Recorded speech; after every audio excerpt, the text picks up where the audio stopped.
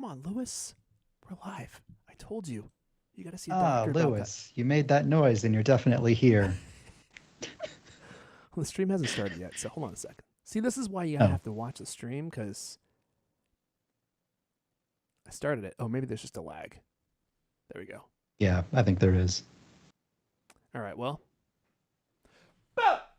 And we're live. Okay, we want the tweet action going out here. Did you get that tweet out on Mastodon? That's critical. Oh, blah. No, See? I did not. I don't have the... I thought we looked like we were a couple of URL. viewers down. Get that Mastodon tweet up. It is sent. We're the only ones doing a live show this week. We're the only ones doing a live show. Next week, I mean, my goodness. Lewis is back. Welcome back, Lewis. I was just saying, Lewis, no one's going live this week and next week. We're the only ones. We're the only ones dedicated enough to go live no matter what. Giant break. I think ATP and Upgrade and Connected all went live this week. I'm not trying to hear all that noise, Griffin. Come on. If you're... We know the reality. Let's not mess with the fantasy. All right, well. Yeah, those podcasts don't exist. Sorry, I just imagined them. But ask yourself this question. It's Christmas week. You're just trying to relax, have a good time. Are you watching that podcast? Can you even watch that podcast? ATP is audio only, right? Yeah. They don't even dare show their faces. Think about that.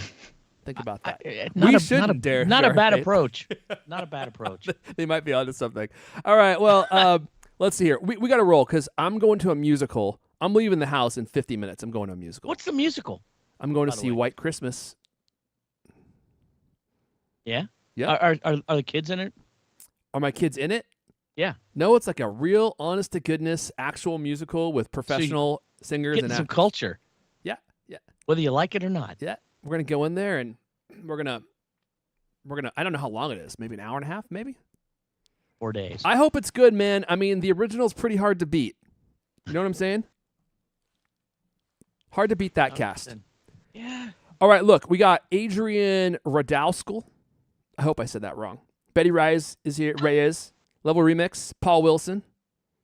Such sexy hair. I honestly don't know if he's talking about me or you. Griffin, it's probably both of us, actually. That could be a statement addressed to both of us. Adrian Radowskill. I went back and listened to episode 1, best intro of all time. Wow. Lots more swearing than I recall. Yeah, El Caney was on in those days. Really?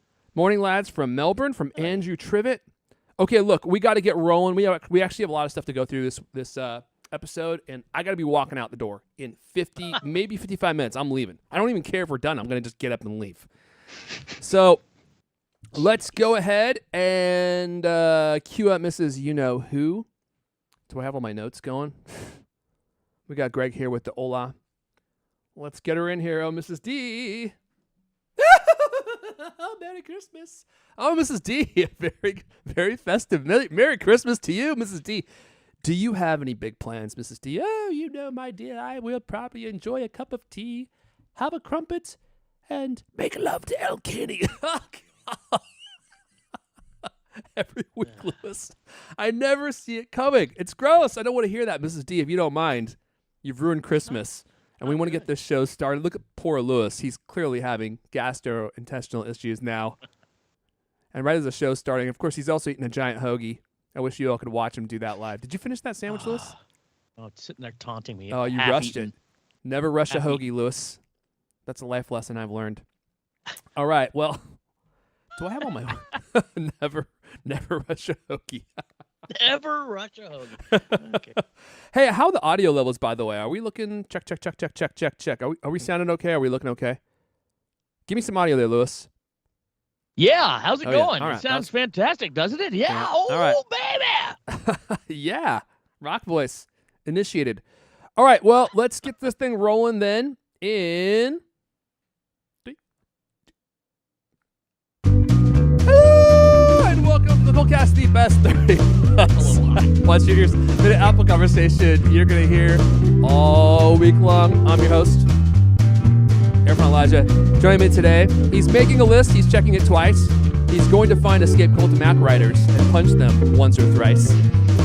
Lewis Wallace is hunting them down. Just imagining it, everyone. Cult of Mac. Lewis Walsinger. Oh, no. Also with us, I've heard that he likes to wear those pointy elf slippers with the bells and the dips, even when it's not Christmas. I can see that. He's a writer at Cultback. Griffin Jones is here. Good evening. That's definitely true. You know, the pointy shoes, they're really good at, like, you know, cutting through the snow and these rough Ohio winters, trudging through the yard. Great They're surprisingly practical. Yeah. Huh, I never would have guessed that. I mean, they are waterproof. They're worn by elves, right? And they're used to snow, I guess. It's like a cow catcher on a train, same concept. What is it? Slogging through the soggy mud. Is that big pointy thing on the front of the train? Yeah. Is that what that thing's called? Yeah. The cow catcher? Mm-hmm. Is that the actual? Pushes the cows out the way? Yeah. Can you imagine? You know Learn that? something every week on this podcast. I maybe heard that at some point in my life, but I don't know if I ever. I don't know if I ever got the visual of it pressing a cow. It's just like, "Rrr." Can you imagine you're staying on the track and the train just pushes you off with that giant? Look, the way they work, the cows don't really have much of a chance to make any noise after they get hit by one of those. Oh, so it doesn't slow down.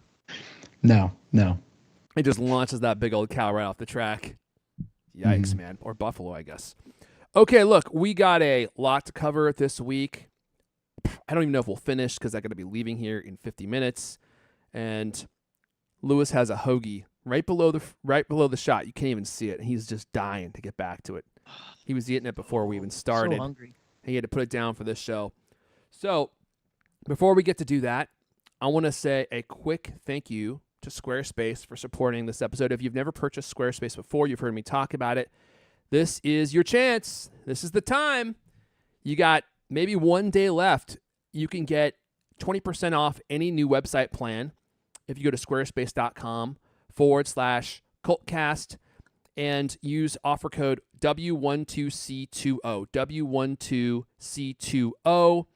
Of course, you can just sign up for Squarespace and build a website for free. You don't even need to give them your credit card information or anything.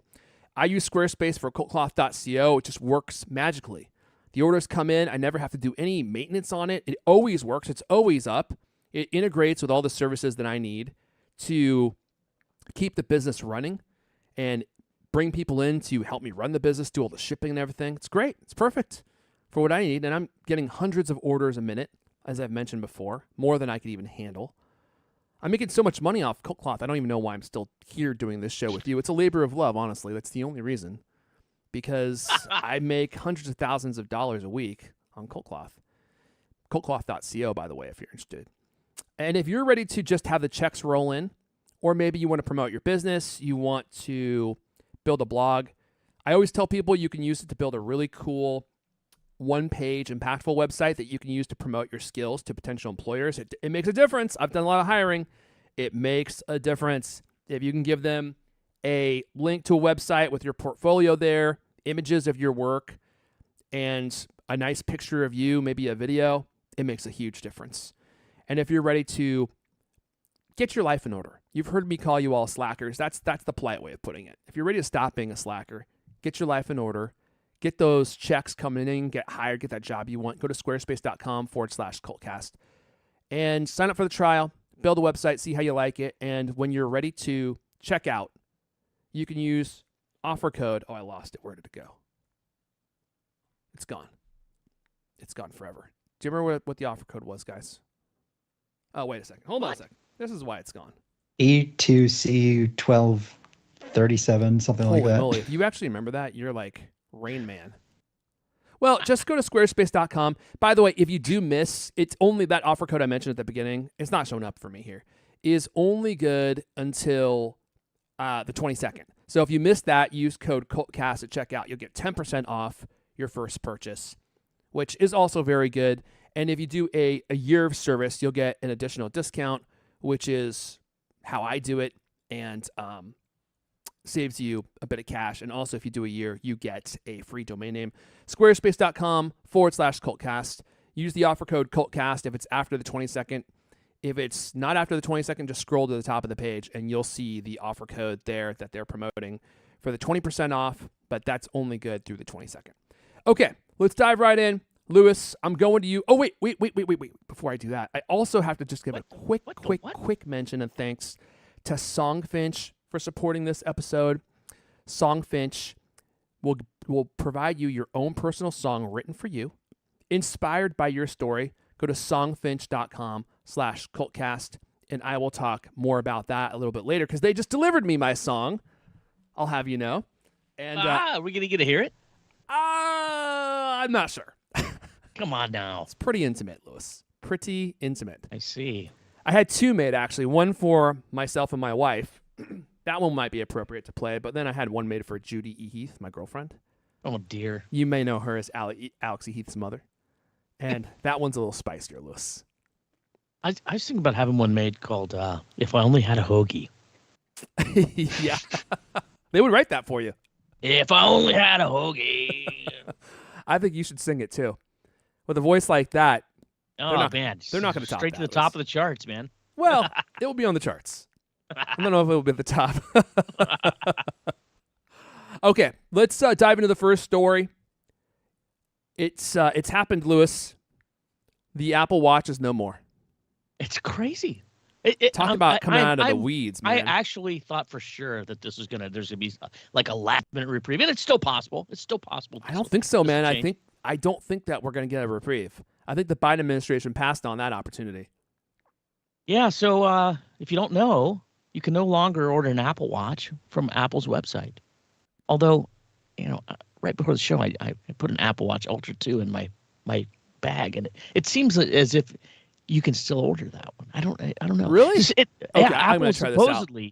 Supposedly, Apple pulled everything from. You can't order an Apple Watch from their website anymore, and they're gonna pull them out of stores on or after the 24th. So basically, Christmas Day done. You cannot buy an Apple Watch Series 9 or an Apple Watch Ultra 2 from Apple because of this patent dispute, and you can still buy them from third parties. In fact, there's some good deals out there right now, and you can continue to buy them from them after this thing. But it's an import and sales ban on the Apple Watch because of a patent dispute. Apple's been in this court battle with this company called Massimo Corporation, and its sibling company called Checkcore Laboratories over an alleged patent infringement involving the light-based pulse oximeters in every Apple Watch from, not every Apple Watch, every one from the Series 6 except for the Apple Watch SE. You still buy the Apple Watch SE because it doesn't have this feature. So this ruling came out in January. Apple, this judge ruled against Apple in the case, saying that Apple had infringed on this trademark. And in October, the U.S. International Trade Commission ordered a ban on Apple Watch imports and sales. And this is supposed to take place on December 25. I was able to add an Apple Watch to my bag, and I could check out if I want to. Yeah, it's like when I went through it, it said like, you can get it delivered from your store. So I'm sure it's like an Apple workaround or something, right? Like maybe if you live in like, a place where there's no Apple store within 10 miles, you can't get it delivered. But supposedly they were taking it out of the store yesterday. Yesterday was supposed to be the very last day on the online store. Are you sure it's not today? That's the last day?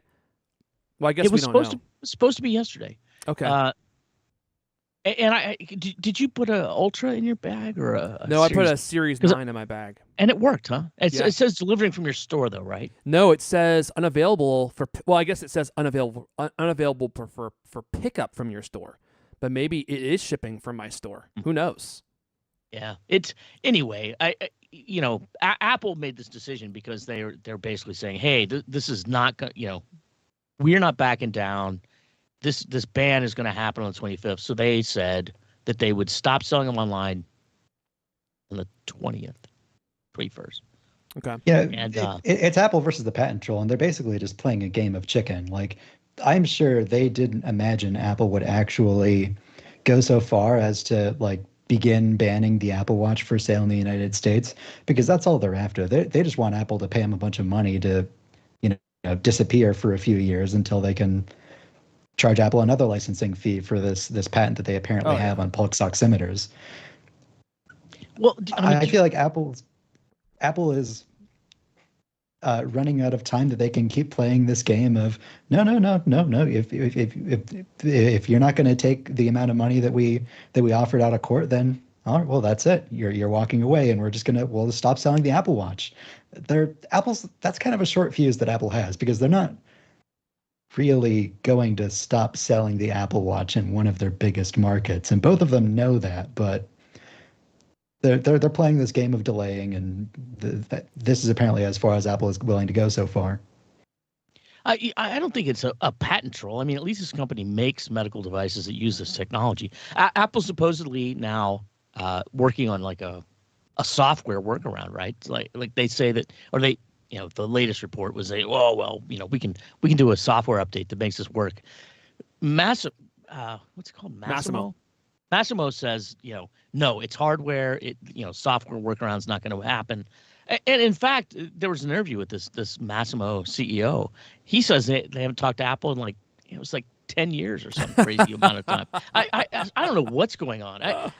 It's hard to believe that it's gone this far, and that Apple will stop selling Apple Watch 9 and Ultra 2 in the U.S. That's definitely not after happening. Christmas. Well, I mean, it might happen for a short period of time, but yeah, they're going to figure something out. If they have to, they'll probably pay the licensing fees, or buy the company. I mean, or buy them out, right? Maybe that's the ploy. Yeah, try to get them to buy. I mean, the whole thing's crazy, there's also the chance that the Biden administration can veto this thing and stop it from going into effect, and then everything's fine. Apple wins. I mean, it's weird. If you read the backstory, right? Apple talked with this company about their technology, and then shortly after that, they hired like 20 people from the company. Paid them like twice as much as they were making at Massimo. So I mean, it's not a good look for Apple. I mean, they're kind of using this company.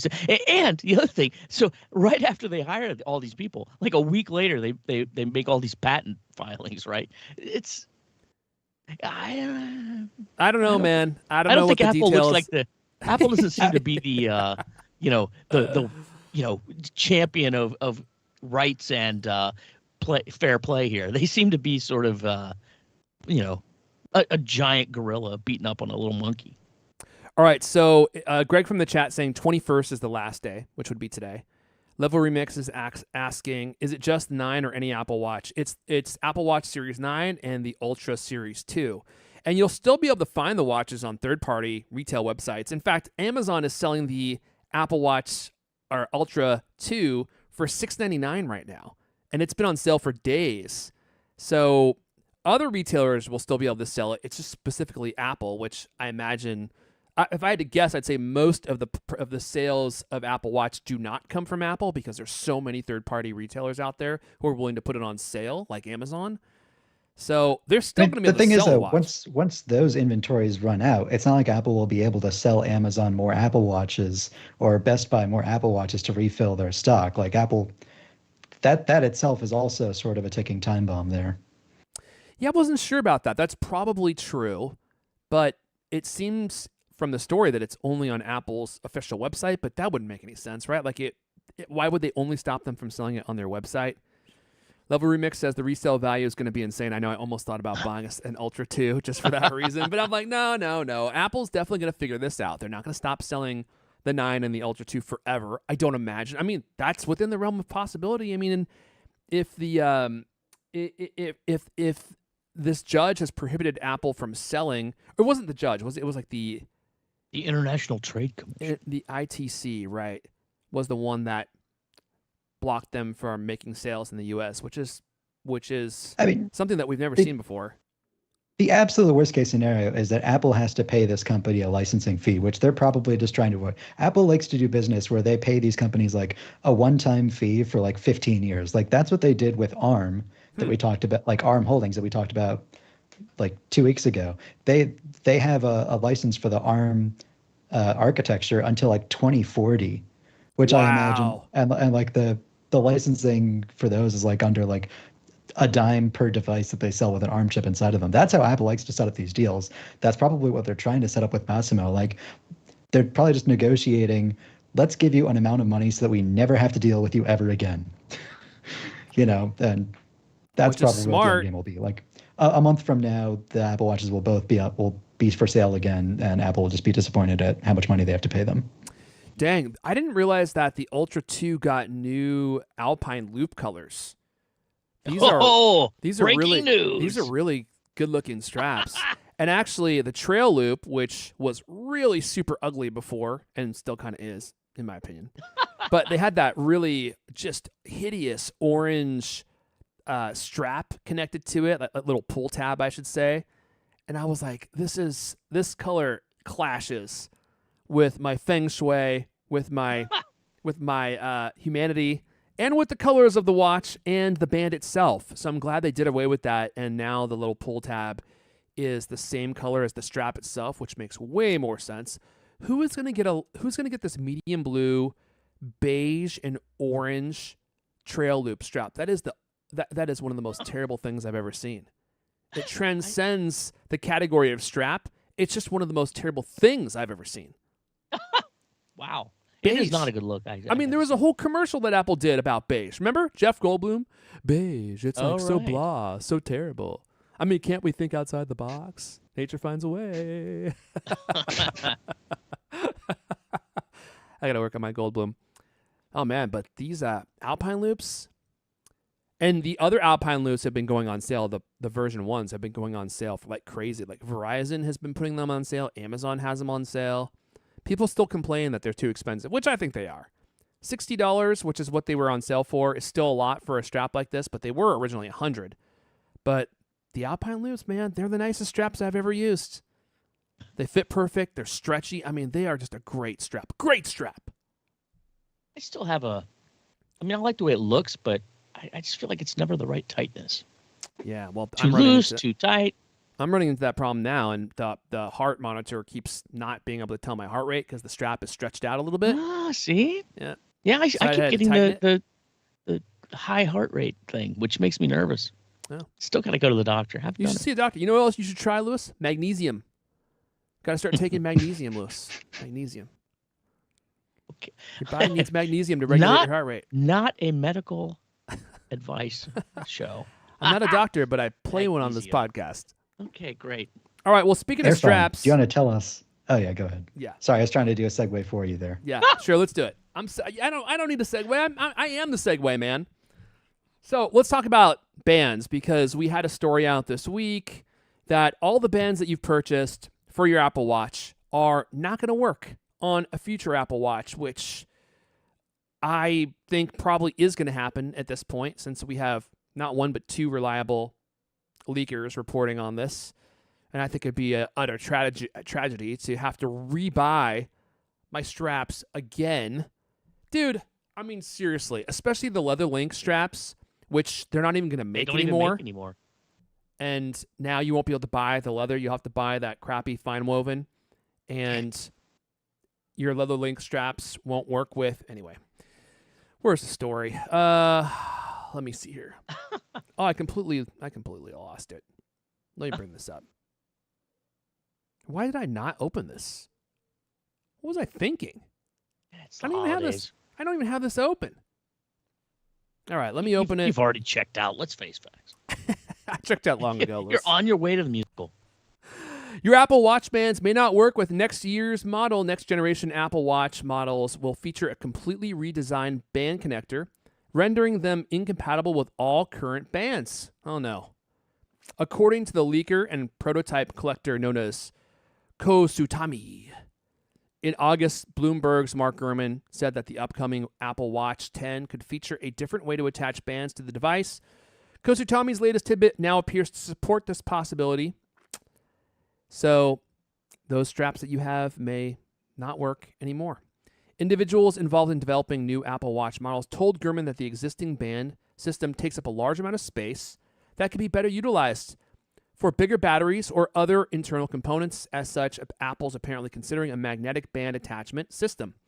But it is currently unclear if this method will be present on the Apple Watch 10 or if the company will choose something else. I hope they come out with an adapter. That would be an acceptable compromise. I think they would have to, honestly. rather than render all your bands completely useless going forward. That would be a big betrayal of what we were promised. Let's see here. Yeah, we know the band has been the same since the beginning. $99 adapter. It won't be cheap. It will not be. Kotsu Tommy's corroboration is notable given that the leaker was the first to say that Apple would replace its leather modern buckle band with a fine woven version earlier this year. They also went on to provide the first real-world images of the fine woven Apple Watch bands prior to their official unveiling, so they have a history of being right. Things are not looking good for us. If they don't come out with a adapter, I'm going to be furious, Lewis. Furious. How would an adapter work? Because if they're complaining that the current connector is too big, how would you design an adapter that it slides into and then gets smaller? That would be complicated, and I don't know. It doesn't sound like I don't imagine how that would actually work. I don't know. I don't imagine it'd be that difficult. They would just design some kind of magnetic component that would connect to the new series of watches, and your existing strap would buckle into that magnetic piece. Like, it doesn't even seem like it would be that clunky. It's not ideal, but it's better than not being able to use your... Even if Apple doesn't. Oh, yeah. That's actually a good point. Someone might do it even if Apple doesn't. And I would hate to lose my leather link straps because, dude, I don't think I'm going to move to fine woven. I really don't think so. I'm not interested in fine woven at all. Has way too many problems. It's not premium, in my opinion. Leather is premium. Fine woven the price is premium. Plastic. Yeah. The price definitely is premium. Polyester. Yeah, so, I mean, does this even sound... I mean, how strong can magnets be? I mean, it doesn't seem kind of bizarre to think about it being just magnetically attached, the band magnetically attached to the watch. Yeah, I don't know how they will be able to create a magnet that's strong enough to be able to be detached when you're pulling on it, but also not come undone when you're just wearing it out and about, you know? And also I feel like they're sort of stretching the limits of how many magnets they can put in their products. Like when I had my, what was it called? The Milanese loop on my Apple Watch with my old MacBook Pro, like, you know, just resting my hands on the keyboard, I would feel the watch like stick to the magnetic latch on the computer.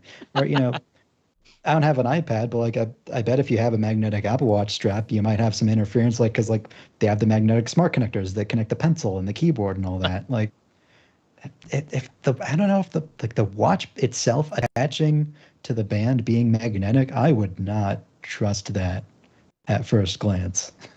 I would have to try it for myself. Yeah, me too. I mean, I'm sure whatever it is, it will work well, because if it didn't, Apple wouldn't release it, but it is hard to imagine. And I guess we'll have to wait and see what happens. But with Gurman and now Kosutami both saying the same thing, it seems like it's not a matter of if this is happening, but a matter of when. How do you like that conclusion? I'm going to hold on to a glimmer of hope in that, like, I think there was some interview a few years ago with some Apple Watch designers or executives where they said that, you know, I'm quoting a thing I read months ago, but they said, yeah, we understand that people are going to want these watch bands to work forever. And so that's been a constant as we've evolved the Apple Watch to keep the bands compatible. I'd be really disappointed if they break that. Yeah, that was the whole promise, man. That was the promise that TC made to us, that these bands are going to remain compatible. Millions upon millions and millions of bands sold. Woot's been clearing them out like crazy, all the leather links.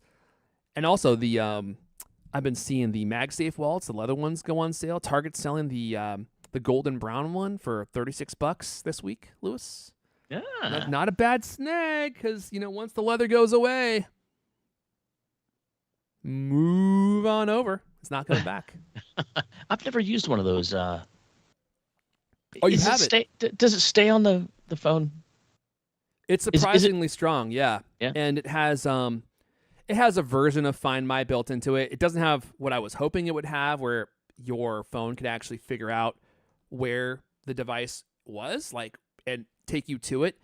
But your phone essentially will track when the wallet was last attached to the phone, and if you take it off, it will say, well, here was the last place it was attached. So it gives you an idea of where it might be. So you know it's not like at your gym, because it's showing that it's at your house somewhere. Mm-hmm. Unless you don't carry around your wallet attached to the phone, in which case, why did you get the wallet anyway? But that's a whole different problem. But yeah, it's actually saved me quite a few times. Like there have been times where I have not known where my wallet was, and I could look at Find My and see, okay, it's in my house somewhere. The only thing I don't like about it is that they barely hold 3 cards, man. 3 cards. That's it. No cash, nothing else. But just 3 cards, which is not enough. But I mean, it works really well, man. Just snaps right on there. Yeah, it's nice. I found that if you get like up to 2 like really crisp dollar bills, you fold them into thirds instead of halves, then you can slide it in there with only 2 cards, but it's a bit of a stretch. Well, then you'll have some emergency cash in there for those emergencies that call for $2. It's so weird Right. when somebody demands cash these days. It happens, but it's so pretty infrequent. rarely, though, It's- isn't it? I don't ever. Yeah, it's very infrequent. You know what though? What we didn't expect. Oh man, we got to move on. Which is even worse than people demanding cash is now places have moved from demanding cash to everyone having those Clover machines. So they take payments everywhere you go, and for anything that you purchase, they swing the thing around and they're like looking at you, waiting for you to put the tip in, right? So now instead of giving cash, everyone expects you to pay with your phone, and they want that tip built in, even if all they did was give you your takeout. And you're like, do I have to tip for this now? Because you just put my stuff in a box, like you didn't actually bring it to my table. Tipping culture, Lewis. Yeah, Out of it's control. Out of I mean, the important control. thing is like what makes a difference is whether they're being paid like a full wage or a tipping wage. And I imagine most of them aren't actually being paid tipping wages. Yeah, Maybe so we could especially do it- where I guess not where you live, Griffin, but like where I live, people are making $25 an hour to flip burgers. So why, if you're making $25 an hour and you also want to tip, like tipping was something that we did to support you for doing good work and for having a low server wage. And now you're making $25, $30 an hour as a server. There's a restaurant that I used to go to all the time. They made tipping mandatory. It's a mandatory 20%. So they just take it from you, and you don't even have a choice. It's like at that point, why don't you just raise your prices 20% and not do a tip? Because it doesn't make any sense if you're going to do a tip. Like if you're going to force me to do a tip, it's like you don't know what tip actually means. You don't know what the acronym stands for. Like it is an acronym. It's an acronym? Yeah, I always heard that it was to ensure proper service. So tips, Never heard that. Anyway, here's a tip. Get out of my face. I think we should Take start your a damn movement, Clover man. machine with you. When you get the, and I love it because it's like, oh, do you want to tip 15, 20, or 25%, right? I think every time you see that, you say, hi, how much do you make per hour? Just like that's the question. Should ask. Oh, 20? Oh, yeah. Okay. So is there a negative tip? Yeah, that's what we need. It's just they take the tip, they put it in I'd there like- automatically. They just add a negative button to it, so you just press the negative button, and it brings your bill volume down. I'd like to deduct 5% from my bill. Especially in San Francisco, like the glum person who's like can't be bothered to even and smile they and say just, hi. They just swing it around. They're like, here, here's your card. I gotta say, Charge when rate. I was in Ohio for a week, I time after time after time, I was astonished how pleasant every server was. I went to a Skyline Chili in Columbus, and they're like, "Oh, hi, how are you doing, honey?" It's like it's super nice, and like checked back 5 times. You got everything. You want some more water? Over and over and over and over and over. San Francisco, I gotta say. A lot of times you could be standing at the bar trying to, like, I'd like to get a beer. And the bartender's standing down there, looking at his phone, texting someone. Yeah. They finally look up, they see you, and they're like disinterested. I feel like we moved into best and worst of the year, and this could have been your pick. All I want is, it's servers in San Francisco. Okay, look, we got to move on, Lewis. I could listen to this story all day. Oh, but yeah, we're yeah, running out that's of right. time, and we still got a couple stories left.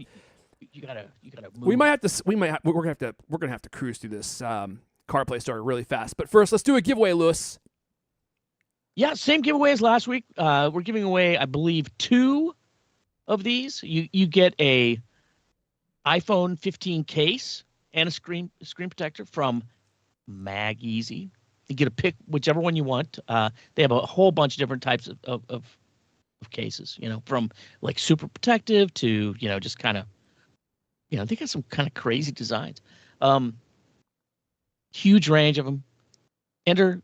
Go to the cultofmac.com, go to the website, scroll down, you'll see the giveaway section, click on that.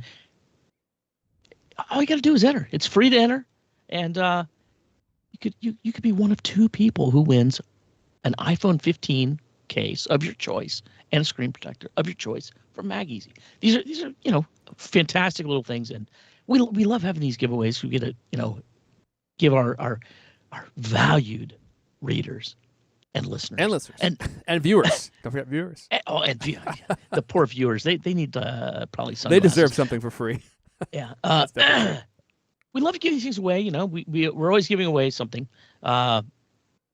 This week it's the MagEasy. I think you got like 2 or 3 days left to enter. Go there, enter multiple times. Always free to enter. You can, there's different ways you can enter. Like sometimes it's as little as like visiting the Twitter page of the sponsor of that week's giveaway. Other times you can always sign up for our good grief. You can sign up for the Cult of Mac Today newsletter, which I'm sure you guys are both subscribed. Fantastic. I subscribe to all my numerous email addresses just so I don't miss it. Fantastic daily email from usually written by our own Leander Caney. Oh, really? Yeah. He's still around, huh? He's still with us? This is like his thing now. I don't want to make things weird, but I thought he was dead. Space. Huh. Every day he puts together a newsletter. It includes our top news, usually a how-to in there, sometimes a review.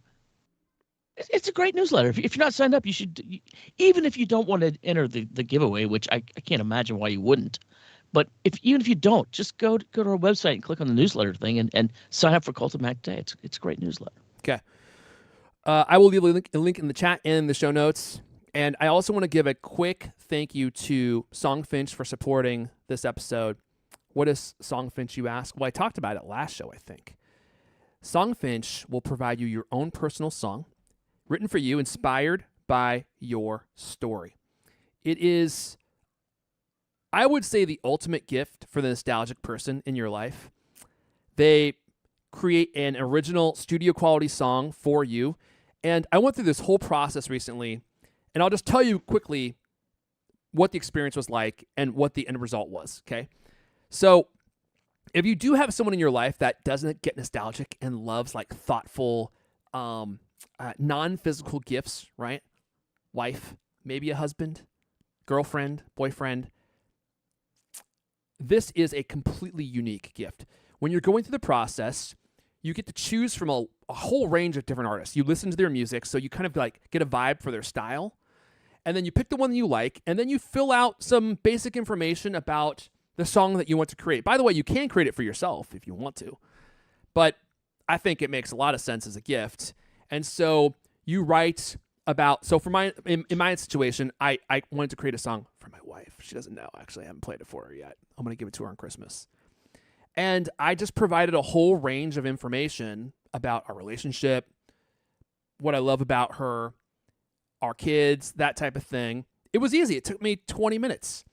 And then I clicked send, and that was it. I did absolutely no work after that. And I got back the original song maybe last week, and I was blown away. Like this artist synthesized all the information that I gave them, and they pulled out the elements that make my wife special to me and our relationship and weaved them into this really beautiful song that I think she's going to love. He even put like harmonica on it and weaved in stories about our dog. I mean, it was really, truly cool to get the song and be like, wow, like this actually is a song about our lives together. I'm getting verklempt talking about it here. You got to play this. I'm not going to play it. I thought about next week. I thought about playing it after you've given it to your wife. You have to play it after that. Okay. Ask them to make another song about us on the CultCast.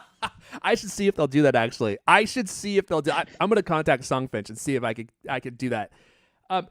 I thought about playing it, but the song ended up being like so intimate and included so much personal detail that I was like, I don't think I can play it on the podcast. All I'll say is this, like, this is truly a cool product. And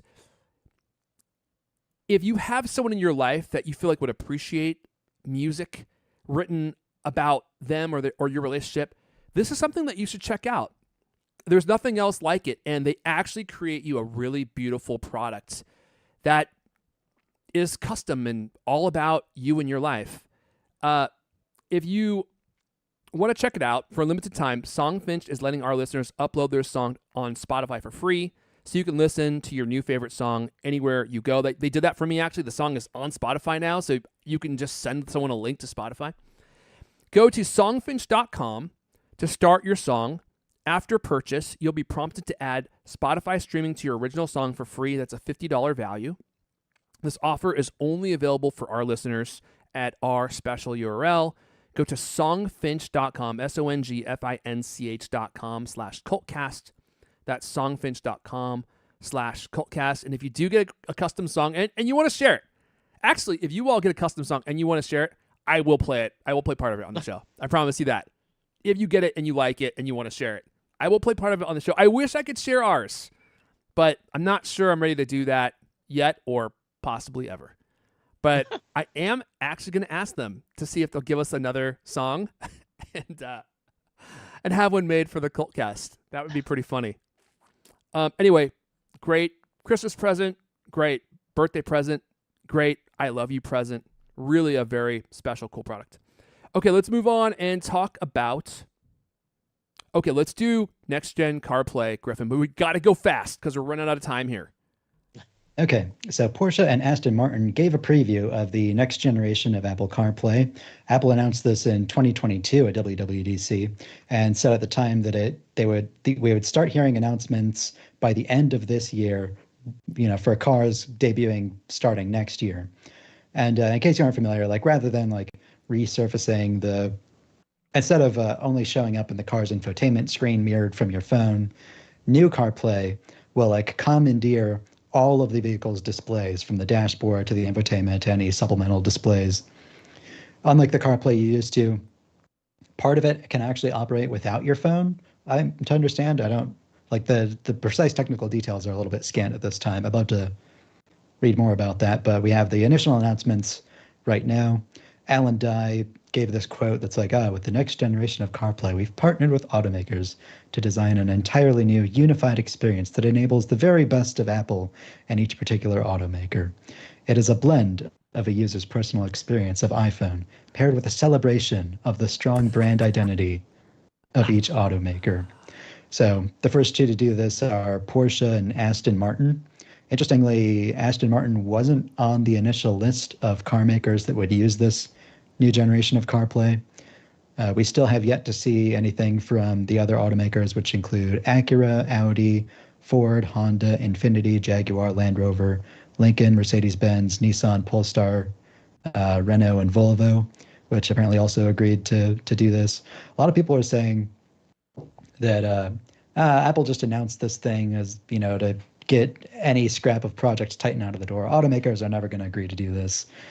But it looks like it'll actually start rolling out. So I'm looking forward to seeing what, especially Honda and Polestar are doing with this. I'm kind of interested in Hyundai's electric vehicles as well, as I've talked about in the past.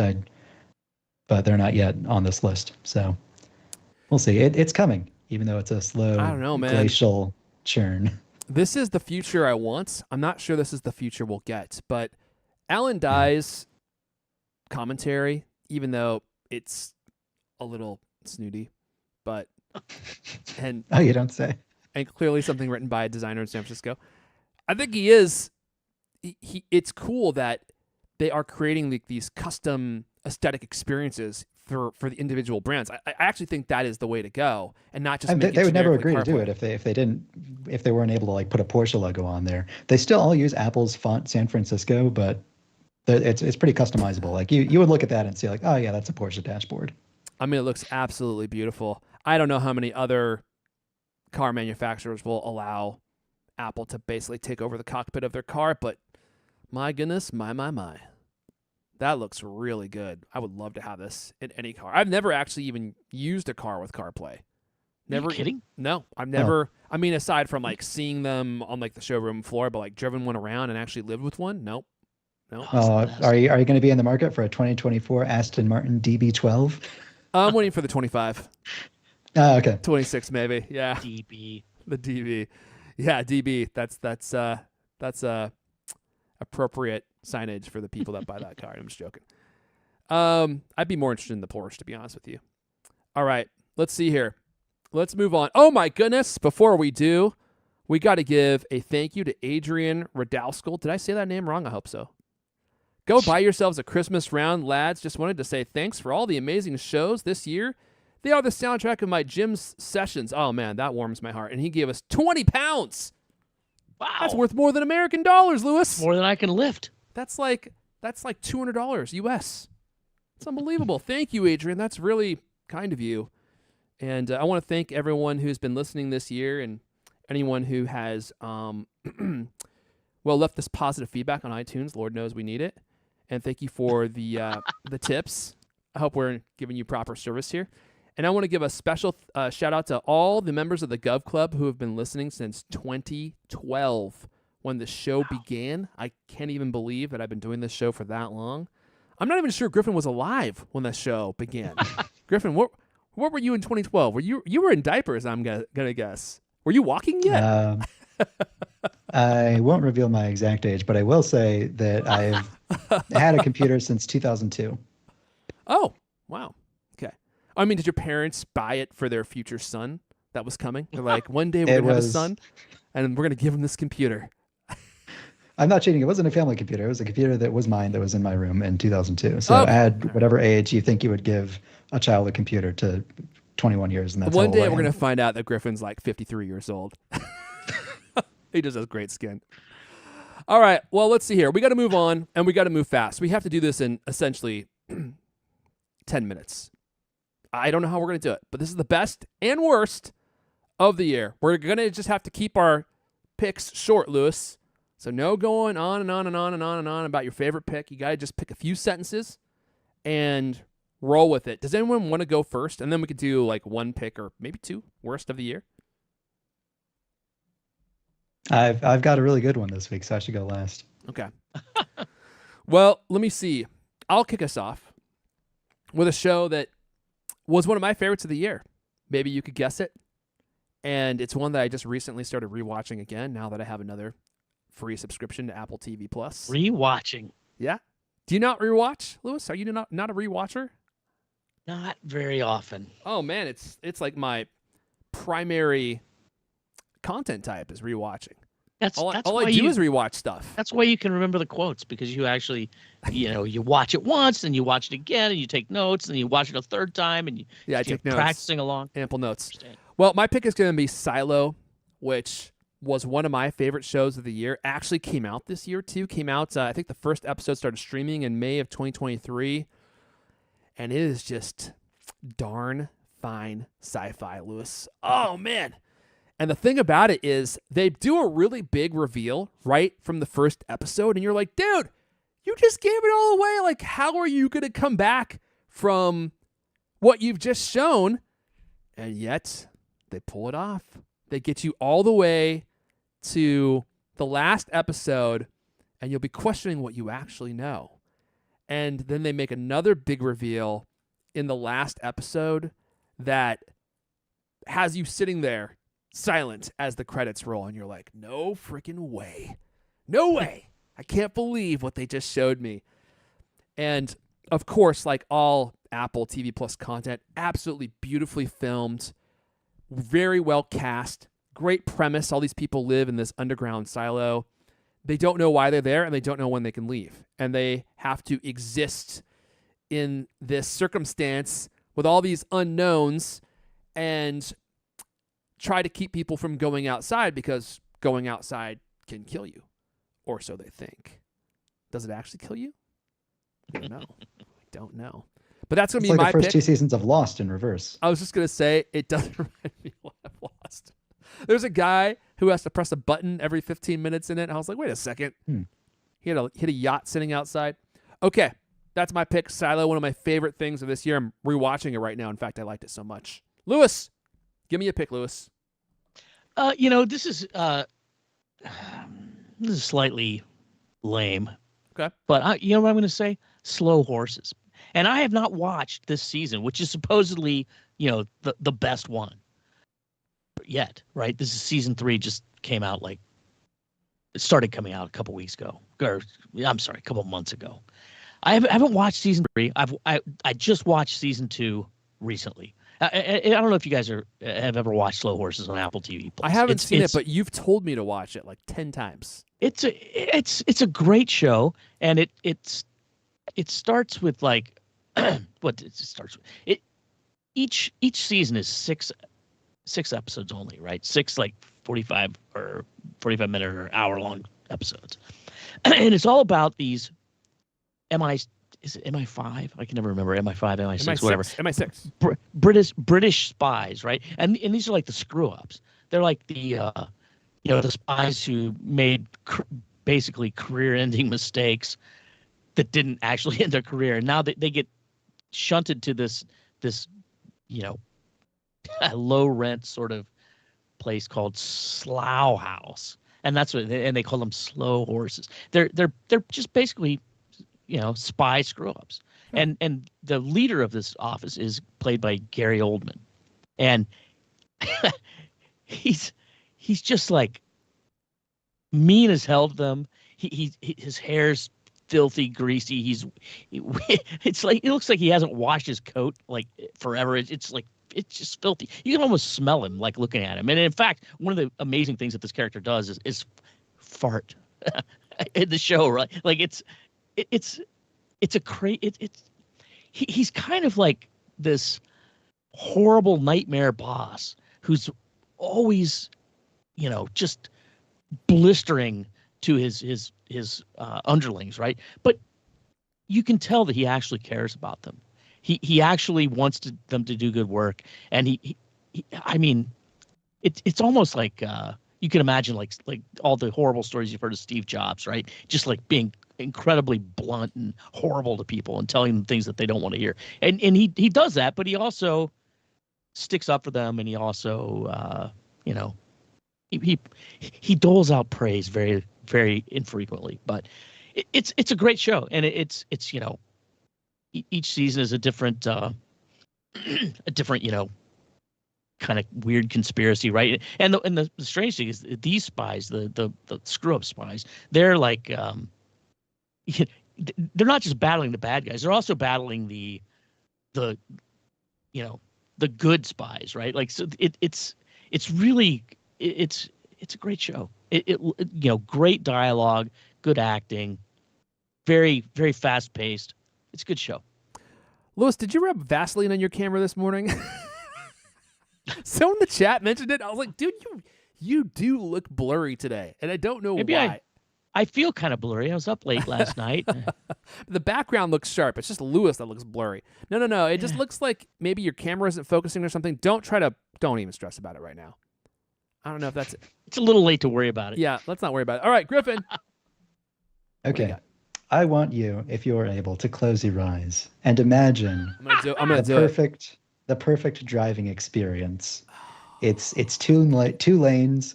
You're on the highway. Oh, yeah. You're going a comfortable 70 miles per hour. I prefer 90. You're going exactly where you want to go without any turns or complicated directions. Okay. Or interchanges. There's regular rest stops along the way with food and gas. Well, I have a motorman's There's no friend with devastating me, so- traffic. Yeah. And best of all, you're driving farther away from Cleveland. I'm talking about a road that exists in the world. It is called Interstate 77, and it is the best highway in the world. And, since I moved out to this part of the state, it's been a long time since I've taken such a drive on my favorite highway. I used to drive it regularly to go from Cleveland, unfortunately, to Athens.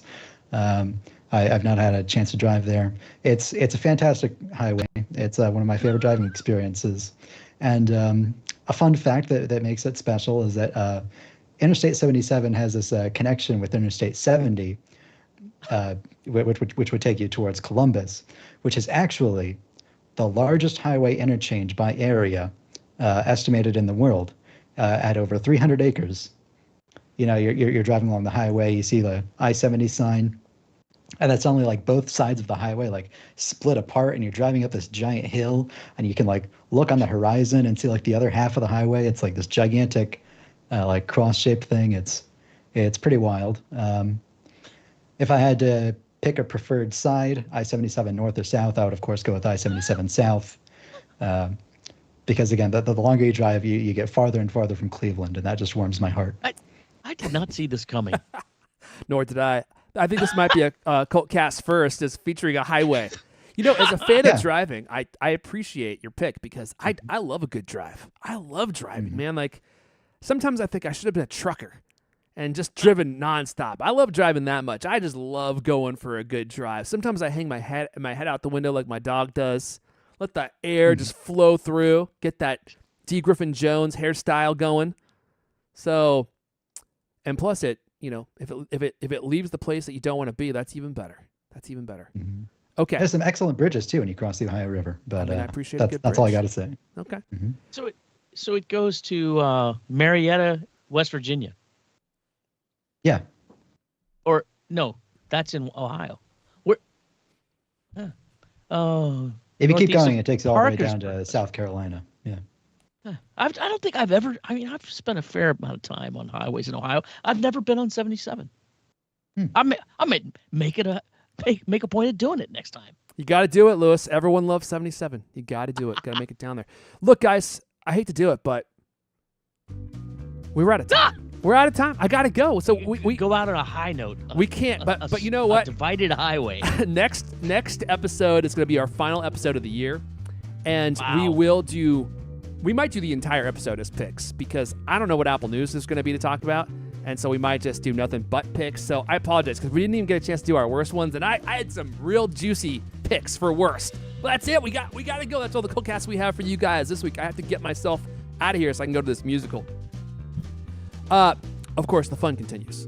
I'm on Twitter. I mean, X. So is Lewis. I'm at Airfont, ERF1. Lewis is at Lewis Walsh. And then just Google D. Griffin Jones. Who knows what will come up? You might find social websites that you didn't even know existed. Or you're like, wait a second, this is still around? MySpace is still here? Griffin D. Jones, he's there waiting for you. Or D. Griffin Jones, my apologies. This has been the CultCast, the best 30-plus minute Apple conversation you're going to hear all week long. New episodes of the CultCast come out every Thursday night. I want to thank every one of you for listening and for hanging out live. We really appreciate it. And we will see you guys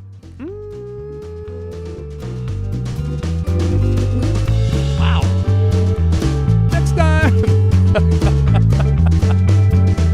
You didn't know I could go that high, did you? Quite loud. I'm wearing my briefs today, Lewis. I could have gone higher. Speaking of going high, did you guys know that that voice that you always heard Michael Jackson use? Hey guys, it's me, Michael Jackson. That was actually his fake voice, his fake entertainer voice. I heard that. So what's his real voice sound like? Yeah. That's a whole nother. Michael Jackson. That's a bonus episode. I think coming up. All right, everyone. Merry Christmas. Can't believe Happy it. holidays. We'll see you guys next time.